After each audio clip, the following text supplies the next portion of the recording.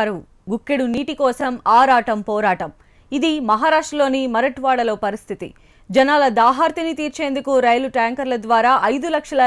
లీటర్ల నీటిని తరలించేందుకు చర్యలు చేపట్టారు మొదట 50 వ్యాగన్లతో పంపించాలనుకున్న తొలి విడతలో 10 వ్యాగన్లతో ప్రారంభించారు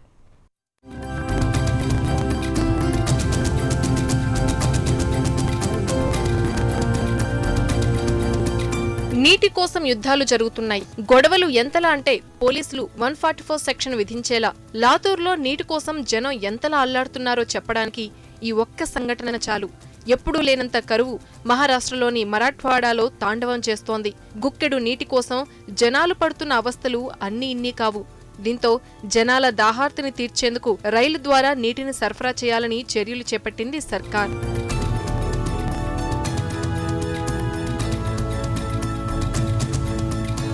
మొత్తం 50 వ్యాగన్లలో నీటిని సరఫరా చేయాలని సర్కార్ ప్లాన్ చేసింది అందుకోసం రైలు వ్యాగన్లను ప్రత్యేకంగా తయారు చేయించింది అయితే మొత్తం 50 అనుకున్నా మొదటి విడతలో 10 వ్యాగన్లలో నీటి సరఫరా చేశారు పశ్చిమ మహారాష్ట్రలోని మిరాజ్ స్టేషన్ కు చేరుకుని ట్యాంకర్లలో నీటిని నింపుకొన్నది ఆ తర్వాత 18 గంటలు 350 కిలోమీటర్లు ట్రావెల్ చేసి లాతూర్ చేరుకుంది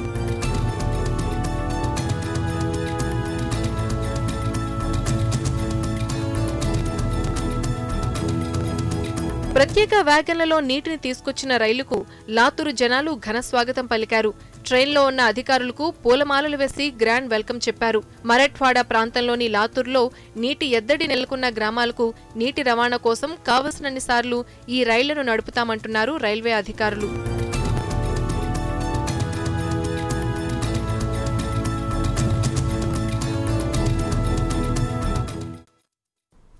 బులెటిన్ షార్ట్ బ్రేక్ తీసుకుందాం